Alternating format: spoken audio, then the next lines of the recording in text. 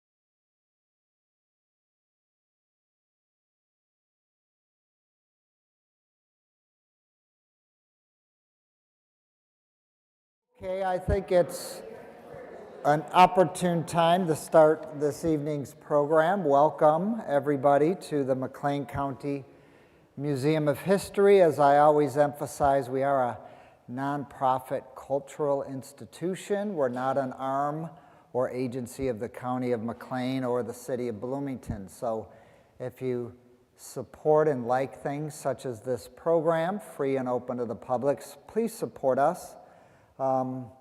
We would greatly appreciate it, and I know many of you do already. As a reminder, this program is being live streamed. There's Tori in the back, our amazing curator of digital humanities. A special thank you to our live stream sponsor. Who's that? WGLT, of course, Bloomington Normal's Public Media, a part of the NPR network. I'm Bill Kemp. I'm the librarian. I've been here for 21 years, and I really, again, appreciate everybody coming. A few caveats. This is not a scholarly work, right? My job as county history librarian and popular historian is to get us thinking about the past in a meaningful way. And the older you get, the easier that seems to be, right? Posing fundamental questions, right? Not to scare anybody, but let's look at Miller Park. What role do parks and green spaces play in urban or city life? Are parks open to everyone? Has the role of parks evolved over time, and if so, how and why? So I'm not going to answer those questions, but I hope you pose those as we work through some of this material. People often mistakenly think I'm the answer guy when it comes to local history, but I more often like to be the question guy, to pose the questions and get you to think. Okay, let's set the stage because we have a lot of ground to cover and we want to do this in hopefully 50 minutes or so. Miller Park, Bloomington's west side, as most, if not all of you know, is neither the city's oldest. What would be the oldest? Franklin Park or Square, right? Surprisingly to some, Miller Park is neither the largest. What would be the largest? White Oak Park, right? White Oak Park beats Miller Park by about 10 acres, 67.6 to 75.4. Yet neither the oldest nor the largest in the city, Miller Park, arguably remains, at least for me, and I'm speaking for myself, all of these years later, the city's loveliest. But getting ahead of myself, let's go back 200 years before the establishment of McLean County, before there was a Bloomington. Again, 200 years ago, when the area was still occupied by native people.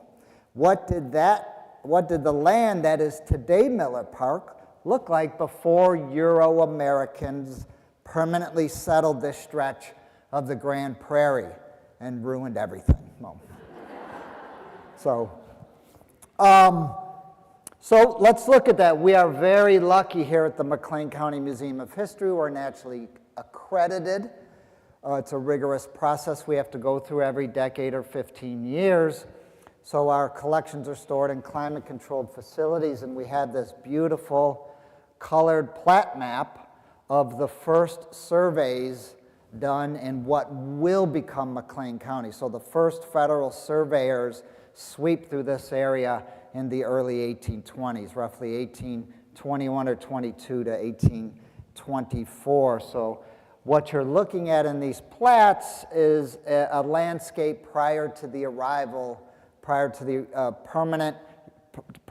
permanent Euro-American settlement.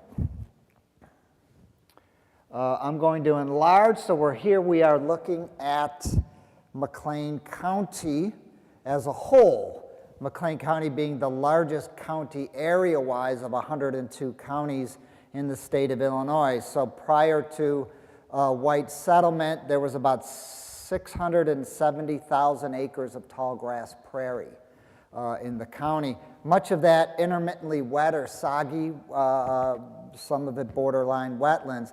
That was about 90%. About 10% was in timbered belts or wooded groves, right? The largest being 20,960 acre Mackinac timber along the watercourse of the Mackinac River, but you also had Dry Grove and Twin Grove and Randolph's Grove, Cheney's Grove, we know Funk's Grove, and just south of us, literally, would have been Blooming Grove. So let's look at Bloomington Township, where we are in 1823, prior to the arrival of settlement.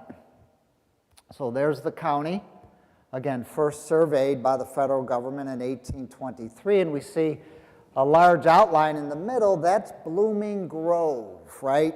6,240 acres, surrounded by tall grass prairie. And I have circled in red the location today of Miller Park. So we see Miller Park is or was within Blooming Grove, and I'll talk a little bit about that in a moment. So keep your eyes on that red circle because you might be thinking, Bill, I'm lost here. I don't really know where we are, where the red circle, so where is this today, right? That's what you want to know. Well, keep your eye on that circle and it will morph into a plat map of today. So we all know, or most of us know, where Miller Park is today. Again, kind of close to the edge of that 6,240 acre tract of virgin timber at one time, of which really none survives today. Miller Park, right? Who's Miller Park named after? Sometimes that's important or interesting, sometimes not. It was first known as Miller's Pasture before Miller's Park, and it was named for the Miller family, the most prominent being James Miller, who will be elected state treasurer in 1856. Here we see James Miller, part of the anti-Nebraska slate of candidates in 1856. Anti-Nebraska candidate, what the heck is that? Well, that becomes what we know today as the Republican Party. In fact, the anti-Nebraska movement will take the name Republican Party a month or so after this notice.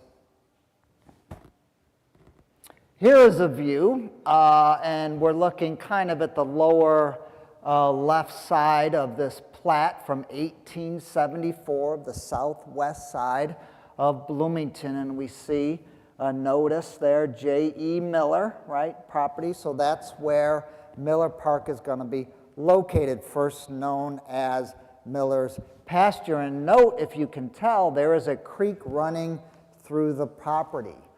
Partially wooded, slightly rolling pasture, again on the southwest edge of the city. Probably an oak savanna remnant of Blooming Grove. That's what the indications, the evidence tells us. Long before it was a public park, right, the Miller family allowed city residents and groups to make use of their pasture land.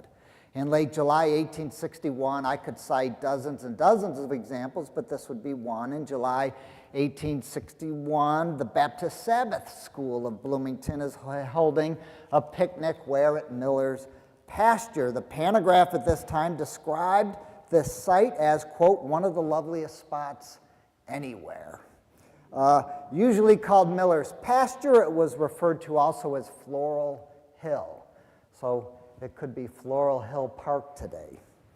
By the spring of 1887,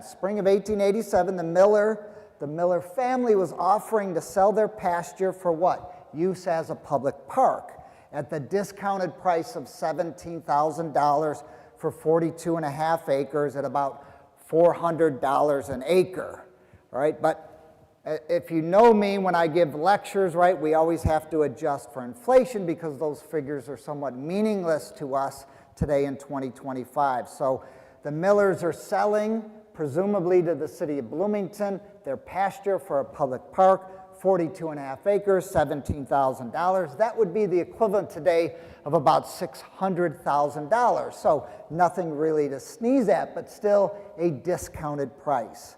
So the Bloomington City Council acts on the Millers' offer by what? Placing two park-related questions on the April 18th, 1887 municipal election.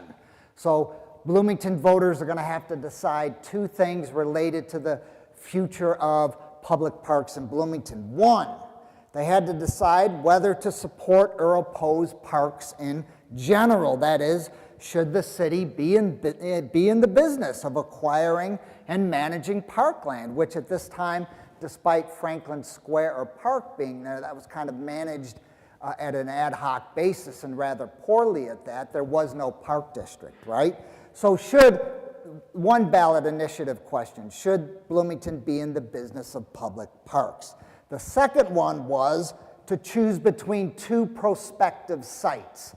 Miller's Pasture, obviously being one, and the other being Major's Grove. And you're thinking, Major's Grove, where was that? That was northwest of us, northwest of downtown, and was later platted as the residential Walnut Hill addition. It was a small wooded patch, somewhat removed from Blooming Grove. It would be south of Division Street, but north of Seminary, and it's such a fascinating story. That's a lecture unto itself, but we don't have time. We've got to move on.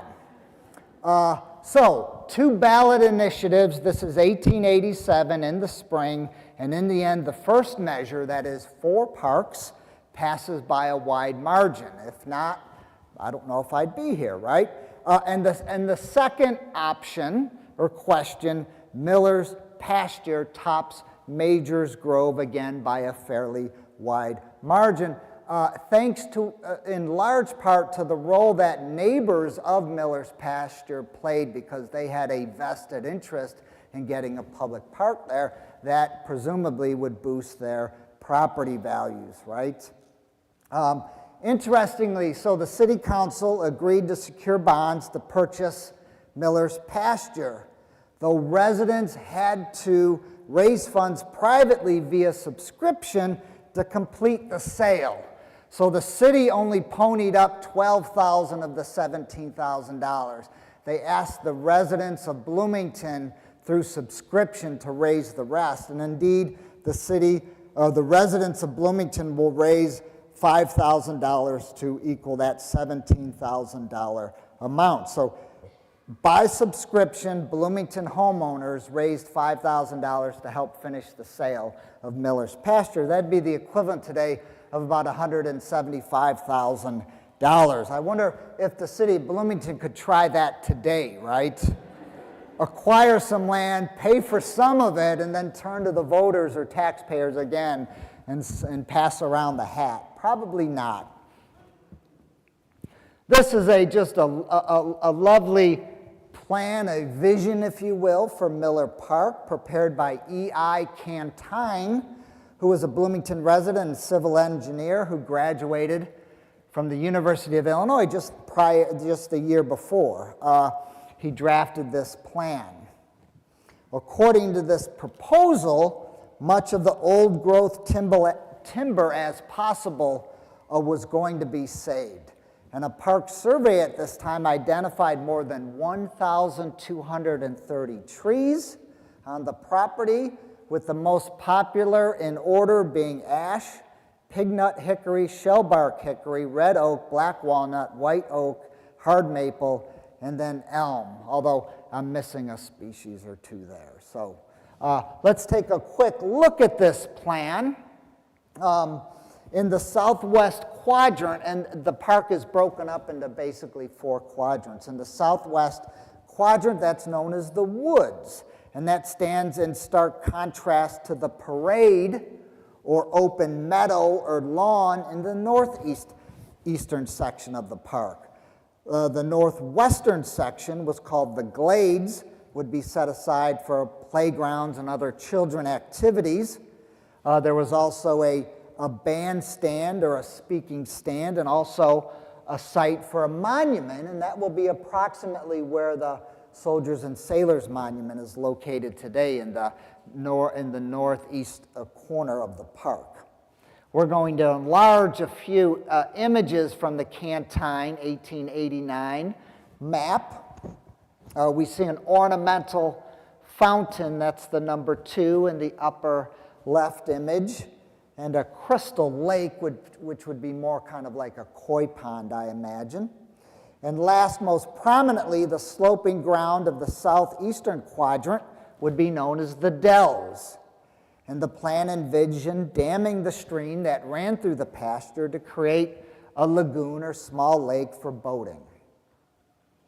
Clearly, if you look at the plan as a whole, right, it's informed by the romantic idea of, quote, natural, unquote, landscaped leisure grounds, which was popular at the time, right? You had open spaces and attractive views and groupings of trees and other greenery, winding carriage paths, water features, and a bandstand, and the like. Yet the commissioners, there was 3 park commissioners from early on, though they didn't have the power of the purse, right, the power to tax. The commissioners understood from very early in the park's history that there was precious few dollars in the city coffers to pay for this visionary plan. So in the end, Miller Park's gradual development, enlargement, evolution would incorporate really a hodgepodge of various proposals and projects implemented over the following decades, though you could also make a case that the Cantine plan and the vision laid out here would become a template to some degree for how the park would grow and evolve. In 1896, for example, the city would create a lagoon-like lake by damming the small creek, just as envisioned by this 1889 plan. And then 6 years later, as we know, they will add a much larger lake to the southwest, right? This is from an 1895, this is from the 1895 plat book of McLean County, showing Miller Park before the lagoon or the first lake and before the second and larger lake, right? But we see here many parallels to, or similarities to, Cantine's 1889 plan, even the kind of the routes of the carriage paths, right? This is from a 1910 plat. So here, at last, in 1910, the park is recognizable to us today. You have the 1896 lagoon, lake, and then the larger 1902 lake to the southwest. We even see there the pavilion, which is just north of the large lake. To me, there's something dreamlike about these late 19th, early 20th century color postcards that I just find mesmerizing. So I really have a soft spot for these, and we have a wonderful collection in our archive, so I will make use of these. First, a quick look at the great west side of Bloomington, especially during its golden age. If you can make out the red letters at the very top. A, that would be the Chicago and Alton Railroad shops. Before the emergence of State Farm in the 1930s, that was the largest and most important employer in the Twin Cities, right? The Chicago and Alton shops. B would be the McLean County Coal Company. People are always surprised there was a coal mine on the west side of Bloomington, but that coal was necessary to supply local and small regional markets. St. Joseph's Hospital, right, would be C. Newcomers don't realize that St. Joseph's roots are on the west side of Bloomington, and only in the 1960s did the Catholic Hospital move out to the Route 66 Beltline.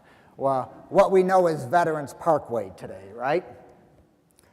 D, we see the Miller Park Pavilion, the Miller Park Zoo Animal House is E, and then Park Hill Cemetery, which will come after the development or the establishment of Miller Park. Streetcars, and this is a circa 1890 scene on the east side of the courthouse, what we call the Museum Square. So right over here, I'm pointing behind me, would be Main Street or the east side of the square. This would be a typical scene. This is circa 1890. Yes, folks often don't realize that Bloomington Normal had a pretty elaborate streetcar network. The streetcar system emerges right after the Civil War in 1867. It's electrified in fits and starts beginning in 1890, and it exists until the Great Depression of 1936, and the system is slowly replaced by buses, right?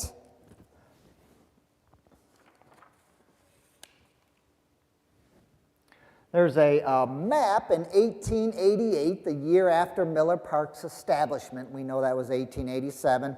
The Bloomington City Railway, the city streetcar company, opens the Allen Street rail line south from West Washington straight to Miller Park. And the illustration on the right is an enlargement of the system map on the left.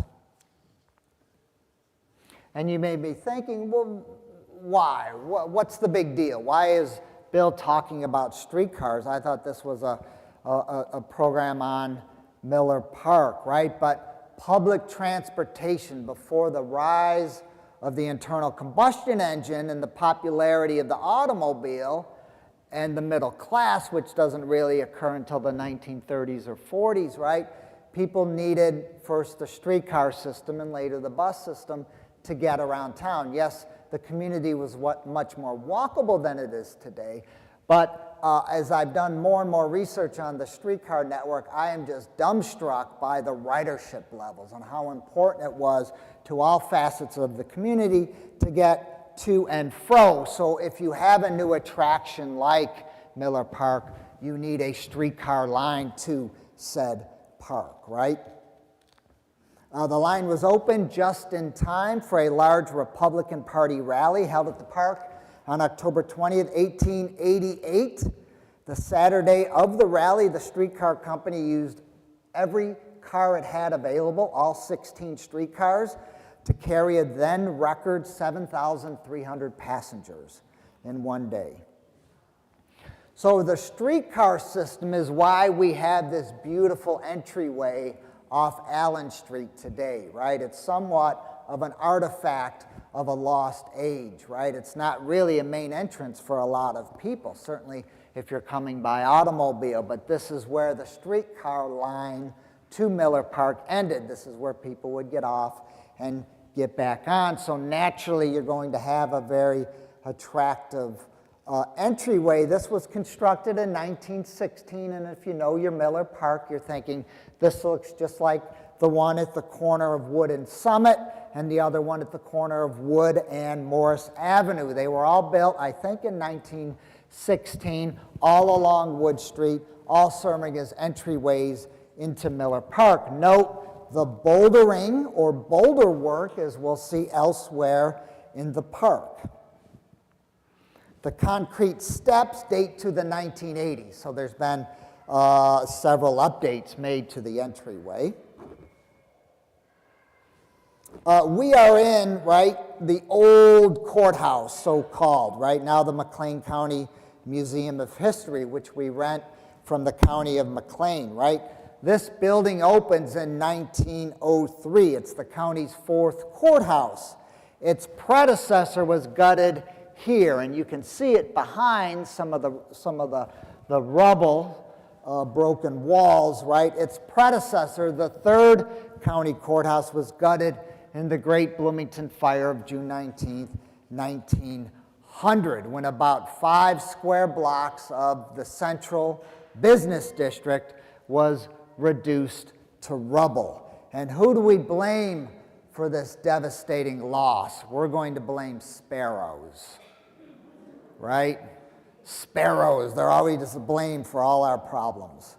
I'll get to that in a minute. So the fire started on the 100 block of East Madison Street, where I'm pointing, right, and spread south and west, laying waste, as I said, to nearly 5 blocks of the heart of downtown. Embers in the air ignited sparrows' nests that were atop the courthouse rooftop. Flames then reached the wooden rafters, and the courthouse burned from the inside out. And the following morning, someone reported that the burned-out courthouse appeared to be, quote, a skull, sightless and cavernous, and that you could see straight through the building, right? And again, you're thinking, Bill, why are you on the courthouse, right? We're talking about Miller Park, right? But much like the bones of a venerated saint, which are dispersed at cathedrals and holy sites, the architectural relics of the fire-ravaged 1868 McLean County Courthouse are scattered to various public spaces in Bloomington, and Miller Park is certainly home to its share of Third Courthouse remnants. Look at the Summit Street Bridge, right, at the park's eastern edge. It features 4 pilasters, which is the fancy architectural term for a flat column which is attached to a wall and serves purely decorative purposes as opposed to load-bearing use, right? But so those pilasters are coming from the Third Courthouse. This bridge was designed by who? None other than architect Paul O. Moratz, one of the 3 really prominent Bloomington architects at the turn of the last century. Moratz is probably best known for his libraries, many of them Carnegie's. They can be found in El Paso and Pekin and Fairbury and many other places. The bridges, this Summit Street Bridge again, the bridge's infilling stonework, though, contrary to stubborn local tradition, did not come from the third courthouse. And the safety wall, the brick safety wall you see there, was added in the 1960s. So again, even a historic bridge, right, is an organic thing in a way that it evolves. Most of you know the story of the bird cage, right? Probably the most distinctive third courthouse remnant at Miller Park, right? 2 months after the fire, the iron ribs of the dome were brought to Miller Park and reassembled. You also have a capitol, which once rested next to this tree at the park's Morris Avenue entrance, but over the decades, as we see, the base of the tree has slowly grown around the Capitol. Mother Nature will always win in the long haul, right? There's another lovely, mesmerizing color postcard. There's the bandstand built around 1908. Despite perennial funding woes and de facto racial segregation, because in the early 1900s, as we'll learn at the end of this program, park commissioners established racially segregated swimming beaches. Yes, despite that raw racism, Miller Park has also been a place where Bloomington residents from all walks of life gather for what? Family reunions and church picnics and softball games, quiet afternoons of fishing, and as we know, Independence Day fireworks, and many, many other activities. There's George H. Miller's, another one of the three prominent turn of the last century architects. This is a George H. Miller building, this prairie colonial revival kind of mix style pavilion. Miller was also the architect of the still standing Corn Belt Bank building, and if those blinds were open, we could point to the building right there at the corner of Main and Jefferson. Miller is also the architect of Cook Hall at Illinois State University, the Castle building, right?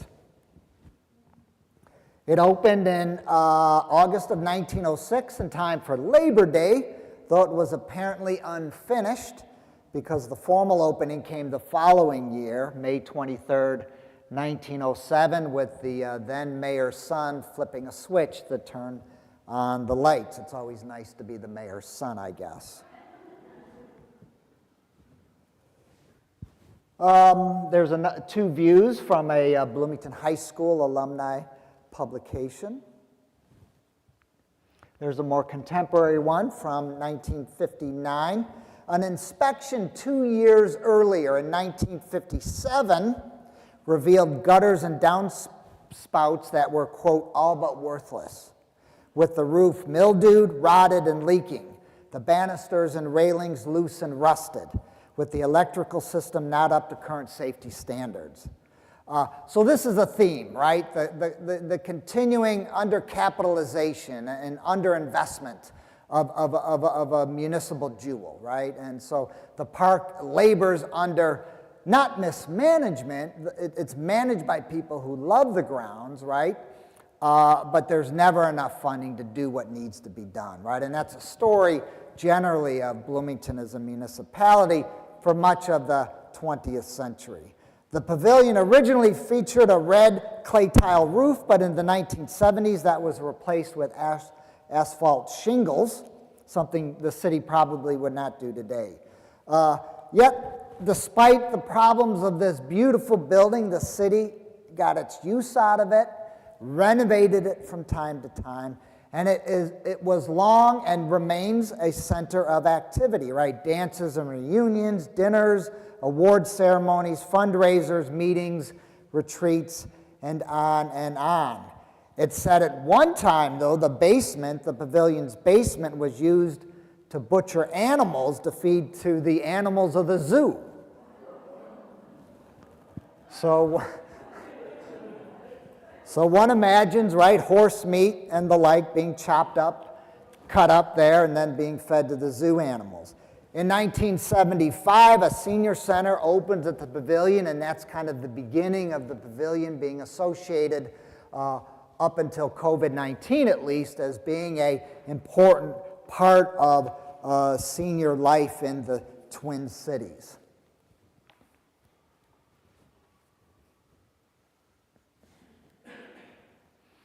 Another two lovely views of Miller Park. Yes, they did have boats of this size at one time that plied the waters of the lake. Dedicated Memorial Day, May 30th, 1913. The McLean County Soldiers and Sailors Monument includes 8 bronze tablets with the names of more than 6,000 locals who fought in, beginning with the American Revolution and ending with the Spanish-American War. So this is before World War I and II and all the other wars. There's a scene from early 1913. County supervisors picked lifelong Bloomington resident Dwight E. Frink to design the new monument. Frink was not an architect nor a monument designer, but rather a newspaper reporter and chief clerk of the City Election Commission. But despite, he did have kind of a flair for the artistic, but despite his lack of experience, the monument, I think we can all agree, is really a well-ordered work of public art befitting the Beaux Art style popular at the time. So it's a monument certainly that speaks to the early 20th century. Today, the 112-year-old monument is showing some wear and tear. In addition to graffiti, there's missing ornamentation, such as 8 bronze lamps, which once flanked the archways. There was also a Greek-style granite vase that stood at the center of the bronze plaques, and there was also a big chip now in the column's upper reaches. There is some money set aside to do some significant restoration work, so stay tuned for that.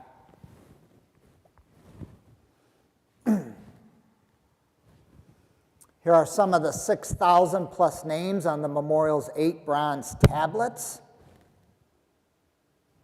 And we see here local men who served in the Civil War's 29th U.S. Colored Infantry.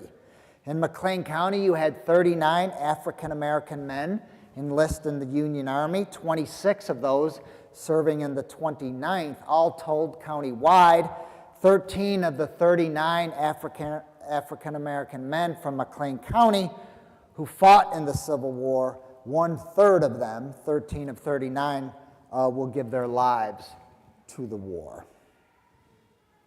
There's a July 4th ceremony in front of the Soldiers and Sailors Monument at the northeast corner of Miller Park, but we're going to enlarge this image to look at 4 mounted Civil War cannon. They're a little bit hard to make out, but there they are. They were originally arrayed next to the long-gone Civil War monument at Franklin Park. Once that monument was taken down, they were moved to Miller Park. They originally had wooden caissons and carriages. Those rotted away. It became an embarrassment, and those carriages and caissons were replaced with concrete pedestals that you see there. So last year, the Bloomington Parks and Rec Department embarked on restoring the 4 cannon, right? So they removed them from deteriorating concrete pedestals. They've been stripped, cleaned, and mostly identified. The efforts were led by Jeremy Meents of the Bloomington Parks and Rec Department. All 4 are 12-pound howitzers. 3 were cast in St. Louis right before or during the Civil War, and the 4th in Massachusetts going all the way back to 1846. So there's some thought that one of the cannon might have been used in the Mexican War as well. Note that the now exposed bronze is already developing that greenish verdigris patina, right? That's known as encrustation. And I just wanted to say the word encrustation. And I did.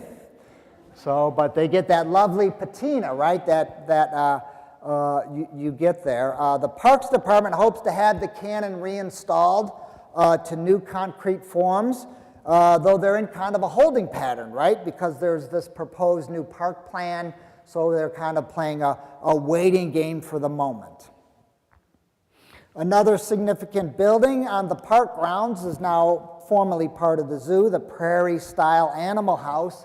And here we have the third of the three architects from the turn of the last century. This is an Arthur L.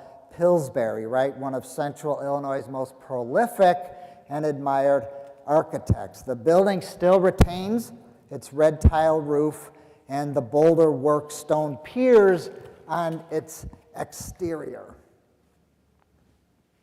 For many years, though, Bloomington's municipal parsimoniousness really hamstrung the zoo, as it did the park, right? So with few public dollars for upkeep, the animal house, it was sometimes a struggle, right? In late 1959, for example, State Farm actually donated to the zoo a used boiler from its McClunch Street warehouse to install in the animal house.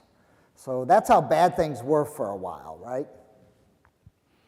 Here's a mix here. We get the stone arched bridge, we get the pavilion, and we get the animal house, right? The now known as Friendship Bridge, it spans the point where the lagoon meets the lake, built in 1911 by Behrens and Sons Construction of Bloomington.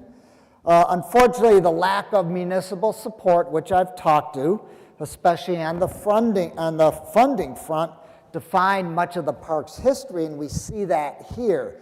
In 1960, a portion of the arched bridge collapses, and it takes 6 long years for the city to make the necessary repairs. They just let the bridge sit there. And the repairs only happened after a volunteer movement got organized, and Hazel Buck Ewing of Ewing Manor fame donated $25,000 to the city to get it done. So again, this is part of our history, right? Okay, enough of the complaining, Bill, right? It's also important to note the park is beautiful and how it was laid out over the years. There's some thoughtfulness to this, right? It's important to note the architectural cohesion throughout the park, with the boulder work or bouldering that I've talked about visible at the Summit Street Bridge, the pavilion, this arched bridge, the animal house, and the park entrances along Wood Street. They all had that rustic bouldering element. There's an aerial undated of Miller Park. If you're old enough, you might remember a miniature steam locomotive. Later there was a miniature diesel locomotive as well at the site. It debuted in August 1944. It was a 12-inch gauge, real working steam-powered locomotive, so really a work of art.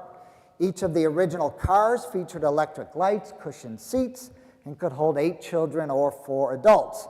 In 1944, children were charged 12 cents a ride. That'd be about $2.20 today. The following spring, there was plans to introduce a merry-go-round, but park neighbors, you know how difficult those people are, they complained loudly that, quote, "We don't want to make Miller Park a Coney Island," right? The amusement park in Brooklyn, right, in New York City, right? And that will become a theme of the post-war years, a tension between those favoring a more traditional park-like setting and those more supportive of kind of a commercial carnival-like atmosphere.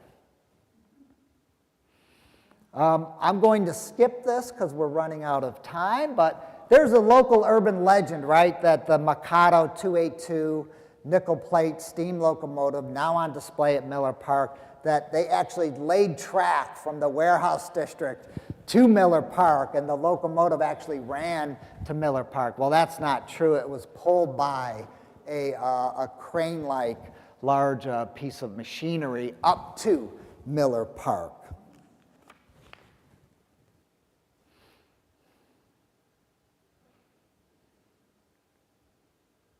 There are just some wonderful pieces of ephemera, right, that we have in our archives that kind of speak to the importance or the cultural role that Miller Park plays over the years. You see on the far left, the Oddfellows and Rebeccas staging a union picnic for the orphans' home children. That would later be, right, the Illinois Soldiers and Sailors Children's School, the state-run school for not all orphans, but indigent children in the north end of Normal. The Oddfellows, Independent Order of Oddfellows, once a popular fraternal society, and the Rebeccas kind of being the female or women's auxiliary of the Oddfellows, right? Look at the second one on the left, right?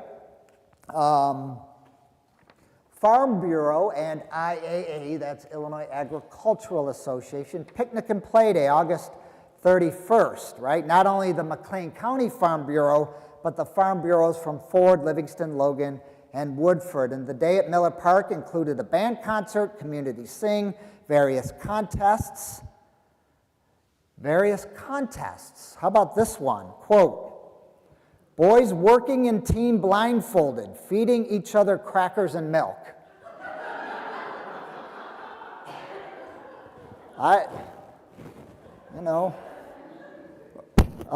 Another contest, and I'm just quoting, this is a straight quote. Quote, boys tongue fishing in pan of flour for a 50-cent piece. There was also a willy calling contest for women. Willy calling, I imagine that might be husband calling. And there was also a hog calling contest for men. My point here is that the park has been used and is still used for things that are absolutely integral to a healthy community, right? Uplifting the general welfare, what we used to call the common weal, right? Free Fish Day in 1899. There were Civil War regimental reunions in the early days, family reunions, reunions of early settler societies, then labor union picnics, church socials, and on and on. Immigrant groups, and in Bloomington that meant Germans and Irish and Swedes having picnics, but also the local black community too. They all gathered at Miller Park. Even so, as I've alluded to, the park weathered perennial underfunding and underinvestment.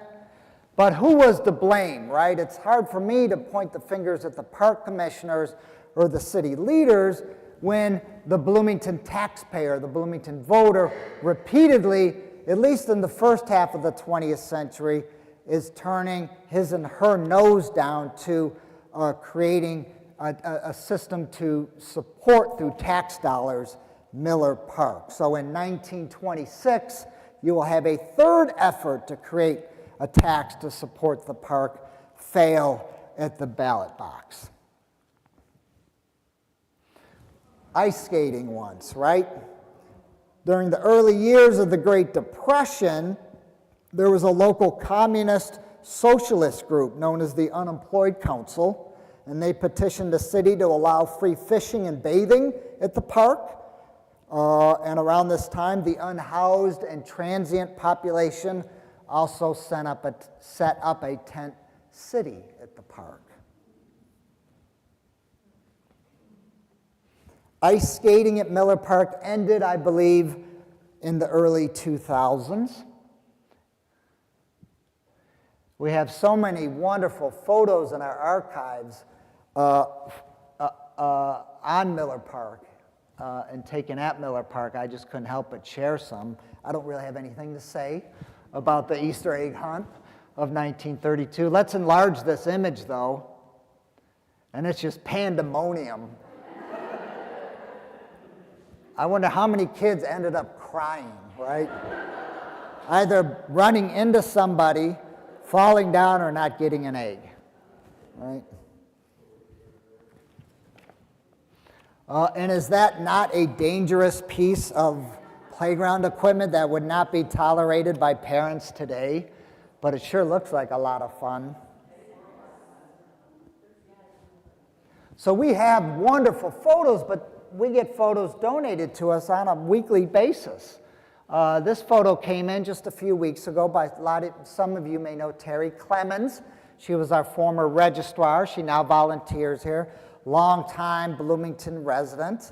The Bloomington Kiwanis used to sponsor what was called a bike rodeo for children at Miller Park every year. There'd be an obstacle race, and then Terry told me there would always be a slow race. Who could, right, ride slow and not fall off your bike, right, and be the last to finish without falling. So, that's Terry's brother, Doug, in the vertical striped shirt in front and on the left. Think about it, though. A few years before this photo, Dutch elm disease ravaged Miller Park, as it did the entire Twin Cities, and for that, heck, all of North America, right? More than 300 elm trees were removed from Miller Park in the winter of 1959 alone, and there were plenty more that were going to come down. Despite protestations from area residents, a fun fair did eventually develop at Miller Park, featuring at least 8 rides, including a kiddie and adult Ferris wheel, right? The problem was for the city, this was a source of revenue, right? The lease agreement with the promoter, but you could also get a cut of each ticket, right? So the city tolerated this because for them it was a revenue source, right? The final end of the mini carnival at Miller Park came in 1969 when then operator Kenneth Phillips clashed with the city over franchise fees and ticket prices. We're running out of time. There's an advertisement. You know, Mom and Dad, you don't want Timmy or Tammy to be crying. You want to be able to take them to the fun fair. We're running out of time, and we really wish we had more time to talk about the Bloomington Blue Sox. Think about a little tract of land like Miller Park, right, over the decades, and what children are going to do to that, right? They're going to do all sorts of things, right? Some of it ingenious, some of it very problematic sometimes, right? But here's a wonderful story. You could make the argument in many ways that girls' fast-pitch softball is born where? Born in Miller Park with the Bloomington Blue Sox, right? So we're planning an exhibit that will open next spring of 2026, on local baseball and softball history. So we interviewed back in November 2 sisters, Vicki Stevens Nelson and Sherry Stevens Phillips. They grew up in the South Hill neighborhood next to Miller Park. They attended Lincoln School, right, which makes sense. They spent their summers, though, where? At Miller Park. They're every morning at 6 a.m., right, for fast-pitch softball practice led by the late Skip Ball of the Parks and Rec Department, right? And it was Skip Ball who really played a fundamental role in shepherding these young women and to growing the love of fast-pitch softball. So in 1977, the Stevens sisters and others who played softball together at Miller Park become part of the Bloomington Blue Sox. And the success of the Blue Sox convinces local skeptics that there was a real need for a girls' fast-pitch league in the Twin Cities. And thus, the Bloomington Normal Girls Softball Association, the BGNSA, is born, and you could make the case, right? So even though there's no plaque there, you wouldn't know it today. Kids don't really, sadly, do things like this today, right? You don't have free-range kids like you did in the 1960s and 70s, and the experiences that Vicki Stevens Nelson and Sherry Stevens Phillips had, right? To kind of create their own culture, right? But so there are many, many stories like this that you could tell of Miller Park and the impact it had on this community, right? Because there are hundreds of girls playing fast-pitch softball this summer, right, that don't know this story. And I promise we're wrapping up. I'm just going to go a few minutes late. You folks have, as always, have been very patient, right? The Fisk Jubilee Singers, then Fisk College, today Fisk University, a historically black college in Nashville, Tennessee. It was the Jubilee Singers of Fisk college in the years after the Civil War. They're traveling primarily in the North, and they're popularizing black gospel music to white audiences, right? Why am I talking about the Fisk Jubilee Singers? Well, in the 1880s, when they come into Bloomington, they are treated not like royalty, perhaps, right? Not that there isn't racism in this community at this time, but they're treated with the respect, right, that their position should accord, and they stay at the finest hotel in the community, which was the Ashley House, later renamed as the Windsor, right? So that is where the black Jubilee Singers are going to stay. The Ashley, later Windsor, is gutted when? In the Great Bloomington Fire of June 19th, 1900. And according to eyewitness accounts, as this hotel is burning, people are running out of the first floor because there's a saloon or restaurant there with whiskey bottles jammed in their pockets and the necks of whiskey bottles laced in their fingers, running out of a burning building. Welcome to Bloomington, right? What an image. I wish someone would have taken a photograph. This, of course, is razed, whatever is left of it, soon after the fire, and built in its place is how do we know the Fisk Jubilee Singers were at the Ashley House, Bill? Well, our wonderful collections at the McLean County Museum of History and our archives includes some hotel registers, and we have a register from the summer of 1880 that includes the Fisk Jubilee Singers coming in. Isn't that neat, right? And here they are back the following year, back in town, right? So they are frequent visitors. So the Illinois Hotel, now the Illinois House, and I can actually point to it because that blind is open, is built at its location. But by the 19-teens and the 1920s, 2 or 3 decades after the Fisk Jubilee Singers had visited, African Americans, black entertainers, let alone black traveling salespeople or visitors to this town, are not allowed to stay at the Illinois Hotel, right? There had been a dramatic shift in attitudes, in culture, in views, not only in this community, but throughout central Illinois, throughout the north, right? Dr. Mark Wyman, a distinguished professor emeritus in history from ISU, he calls this Jim Crow comes to central Illinois, right? So by the late 19-teens, early 1920s, blacks are not welcomed in most hotels in the Twin Cities. They're not welcomed in most restaurants anymore. If they want a meal, they have to knock at the back door at the alley where the kitchen is and get their meal put in a paper sack. They can shop in department stores but not try on clothing. Theaters are segregated, but most pernicious at all. It's easy to point to those things as awful as they were, but far more pernicious, right, was housing restrictions, all unwritten, and then restrictions in employment, right? Because we denied this community, black people, a ticket to the middle class, right? Throughout the 19th century and the first half of the 20th century, right? Think of the Chicago and Alton Railroad shops and all those beautiful industrial jobs, right? That immigrant men, mostly men, right?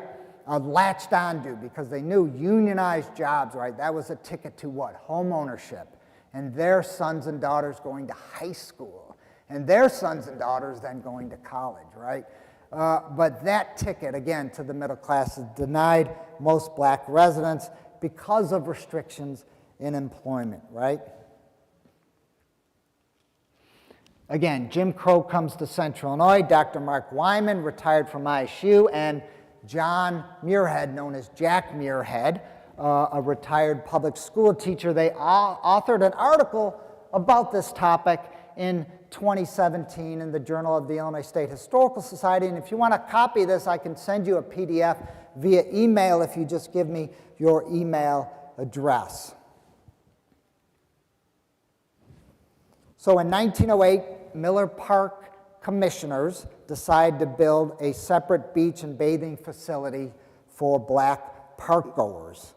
According to the Pantograph, the efforts of blacks to swim at the one public beach at the time were resented by less than accommodating members of the white community, resulting in, quote, some friction. So park officials stated that blacks were entitled to some rights. After all, their taxpayer dollars supported the lake.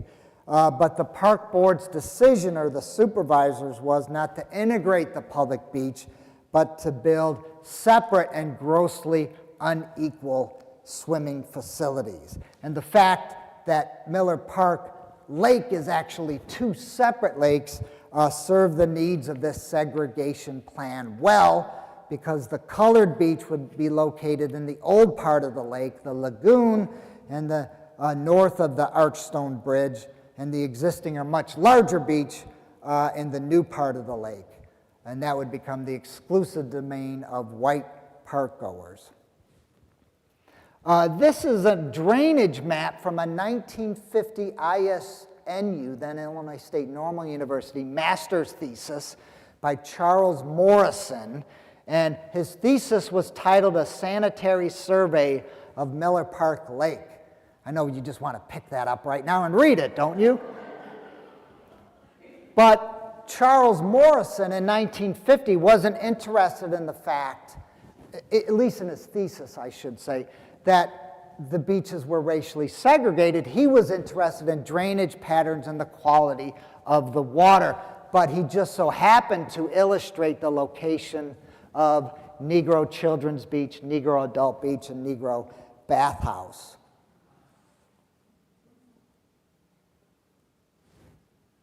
And if you need some logistical help or knowing where we are, the yellow circle is where the white beach was located. There's still a beach there, though there hasn't been swimming there for more than 2 decades. And the red circle would be where the black beach was located.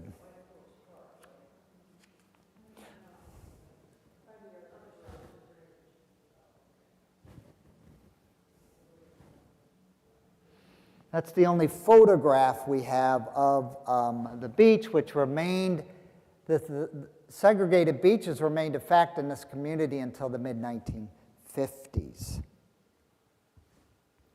This is an exchange between the local chapter of the NAACP and the McLean County Health Department. The NAACP, right, had just had it, right? They had fought the segregated beach issue, and now their complaints centered on the abysmal conditions of the facilities there, right? So this is late August 1950. The McLean County Health Department then will recommend to the Bloomington mayor, Cecil Cone, that the toilets used by black swimmers, which at this time were little more than outhouses, that perhaps they should finally be connected to city sewers. The whites-only Miller Park Beach was not integrated until 1957, when the lake reopened after a period of closure due to poor water quality. There's an undated aerial, and you might be thinking, water quality? Yes, racism aside, the park struggled over the years to keep sewage and stormwater runoff from polluting the lake. Think about this. In the spring of 1940, an official with the state health department called Miller Park Beaches, quote, a menace to the health of the community. With ongoing concerns by the state and complaints by swimmers, what were swimmers complaining about in 1940? Ringworm, conjunctivitis, and dermatitis. The city finally closed beaches in August 1953, and the lake remained off limits to swimmers for nearly 4 years. And then when the beach reopened in 1957, that's when it was officially integrated. There's a aerial view of the Black Beach. In 2018, the McLean County Museum of History, partnering with Not in Our Town, the city of Bloomington, the local chapter of the NAACP, dedicated an Illinois State Historical Society marker to Miller Park segregated beaches. We wanted this community to understand a chapter, not the only chapter, but an important chapter of Miller Park's history. Well, we got a little bit of backlash, not much, but a little bit. People, why do you want to scratch this sore wound, right? What does this have to do with today? This isn't the history we want to remember or celebrate. Well, we're not celebrating history here, right? The idea behind this marker, right, is what? A great nation. If we want to be a great nation, does not hide its history. It faces its flaws so it can correct them, right? So this is not a gesture of political correctness. This is an exercise in American history and embracing this country, the good, the bad, and yes, the ugly. Over the years, there's been various proposals and projects, additions, some ill-advised and some welcomed, right, to Miller Park. This is a circa 1963 plan for what? A pool at Miller Park, done by the accomplished architectural firm of Lundin and Hilfinger. This would fail what? Because of not enough support among Bloomington voters. A master plan in 2000 was unveiled. The city was very enthusiastic about it. Residents in the Miller Park neighborhood, not so much. One part of the plan was to close all the roadways inside the park and create parking at the edge of the park, especially along Summit Street. So there was plans to take down a fair number of trees and turn a green area into concrete parking, and that was opposed. But several aspects of this plan have come to fruition, such as the wonderful splash park next to Miller Park Zoo, right? As our community, as all communities, sadly, in our nation become more insular as right, as we kind of turn inside, right, into our own bubbles, right? We don't interact with people who are not ourselves as often as Americans used to, and that's part of our problem. We don't get out enough anymore and rub shoulders with the hoi polloi. But Miller Park is one place where that still happens. Go to, if you have grandchildren or great-grandchildren or children, go to the splash park, right, and watch. You're going to see people of all colors, all races, nationalities, income levels, and sure, there's a little bit of friction from time to time, as you would expect, but that's what a public park is all about. And Miller Park, despite its problems, still fulfills that mission. And I will end with a quote, and I've gone way over and I apologize. Late in life, William Bach was a prominent attorney, former park commissioner, and he was reminiscing about his boyhood growing up on the city's southwest side, and Miller's pasture was then a neighborhood playground. Quote, here the school children had their picnics. Here they came in spring for wildflowers, and here they came in autumn for walnuts and hickory nuts. Nature, he added, created no more beautiful spot in Bloomington than Miller's pasture. Thank you so much.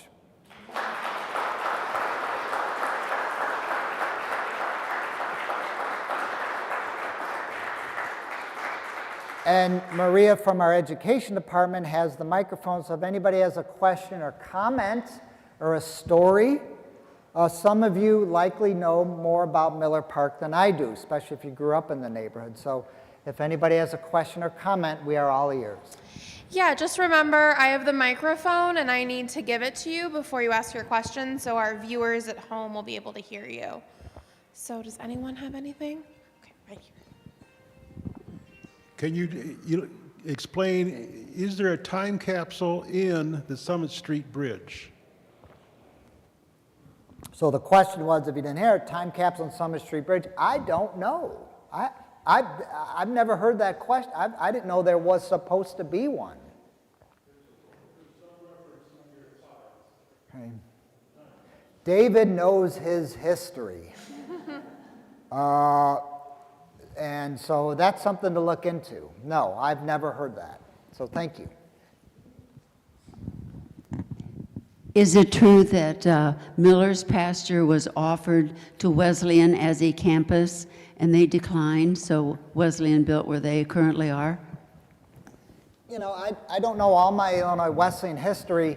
I think there is something to that, to be true. And I know at one point, Wesleyan was also going to move to where Ewing Manor is today.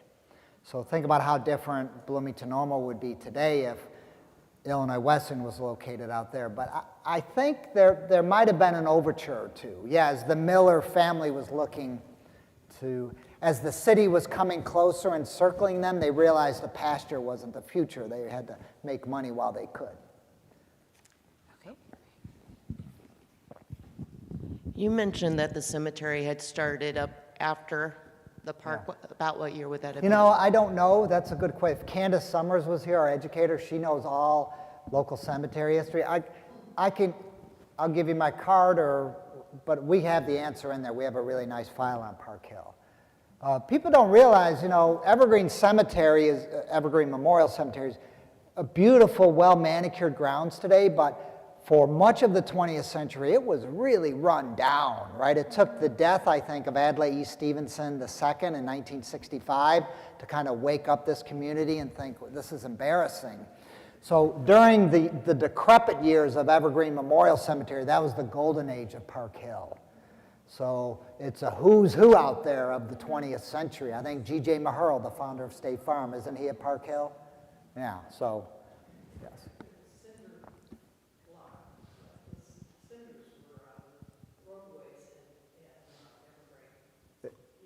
Yeah, so they hadn't even paved, yeah.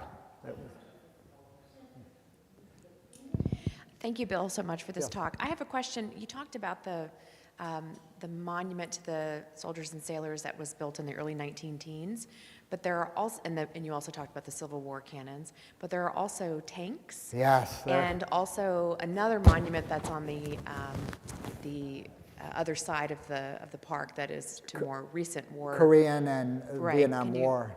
talk I mean, about that a little I bit? could have talked for an hour just on monuments at the park. You have the Firefighters Memorial, which is wonderful there.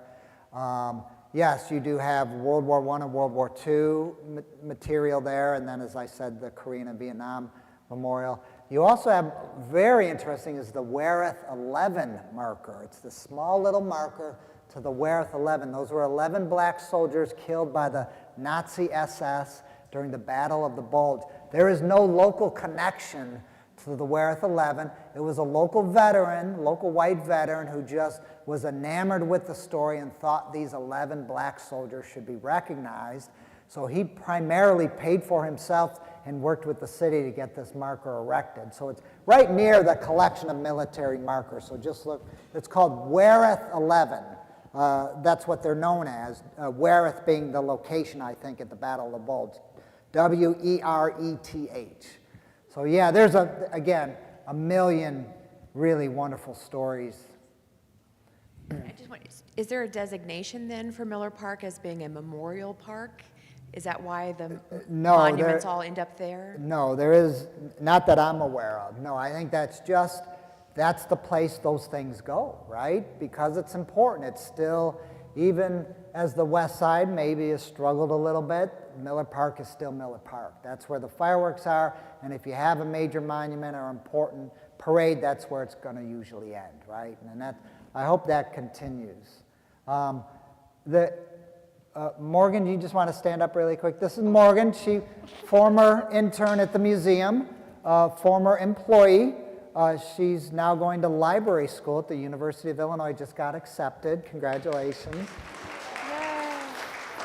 So Morgan for an internship, did a tremendous amount of research preparing somebody to do a National Register of Historic Places application. So Morgan did a lot of work. There was another intern before her. We have a nice collection on Miller Park. So a designation as a National Register of Historic Places would be very important for the park and very significant. And it can be done. but there, you know, it does require some work. And I know Greg Koos, our former executive director, would probably be willing to assist anybody in that. So if anybody's looking for a little project, let us know. Okay, there's still quite a few questions, so we'll do a couple more. Just a point of interest, I guess, our family, the Beeler family, we're from McLean.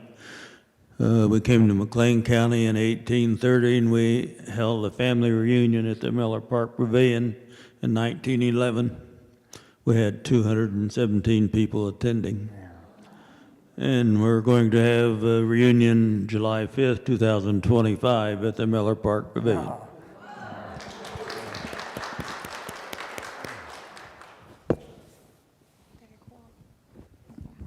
Well, in keeping with what that gentleman just said, my family is actually mostly from the west side of Peoria, and we have photographs in our family's genealogy, and these stories of everybody coming to ride the interurban down to Miller Park in Bloomington, in spite of the fact that Peoria has wonderful parks.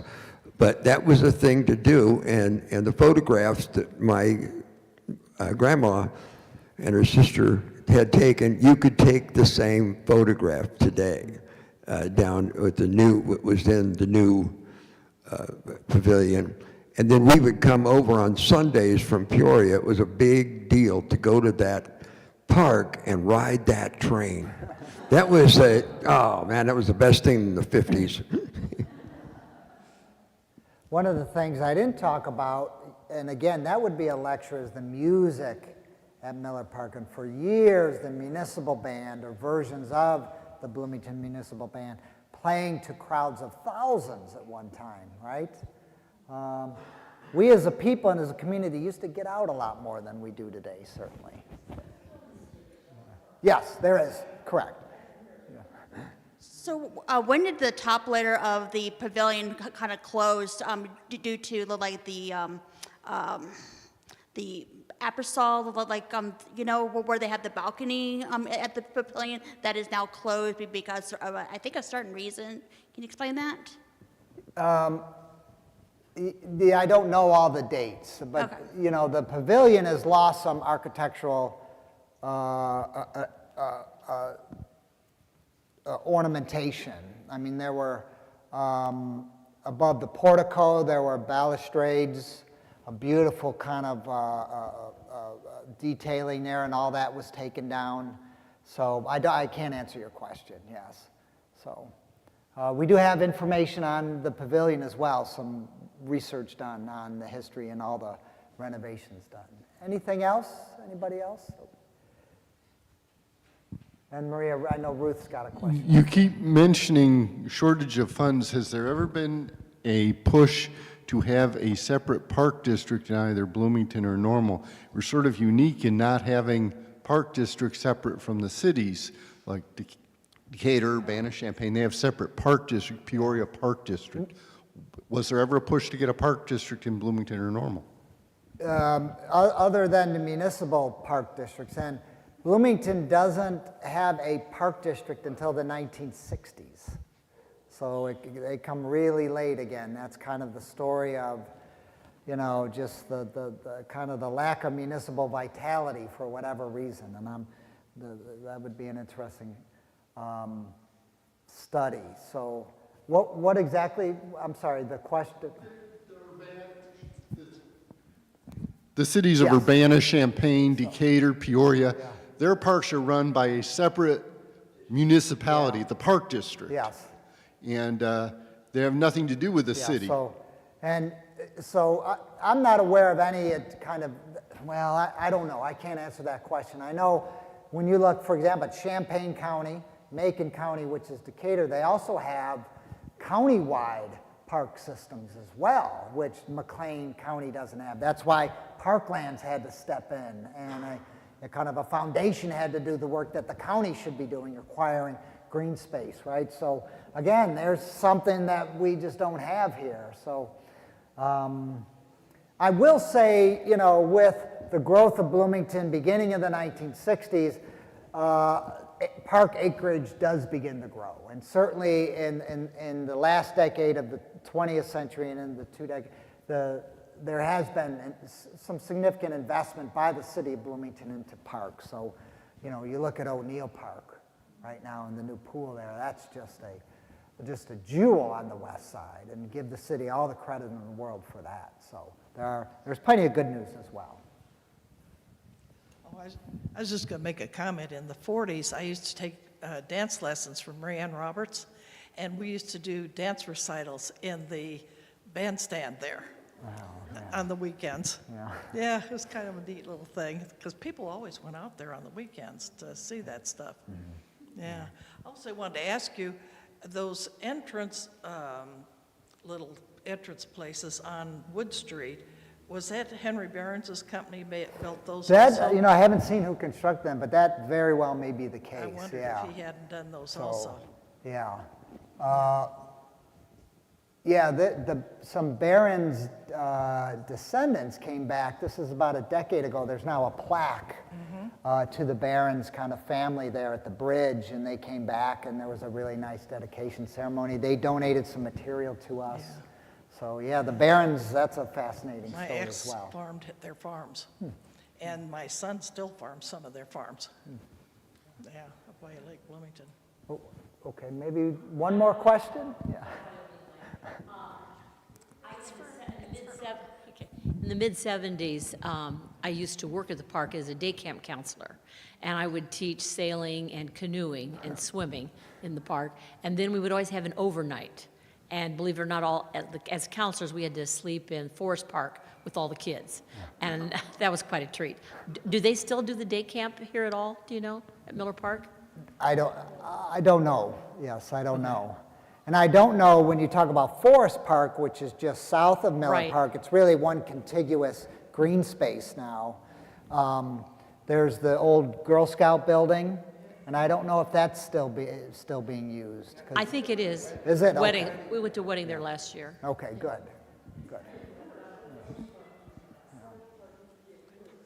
Yes, yeah. Okay, I think we can wrap it up. Thank you so much, everybody.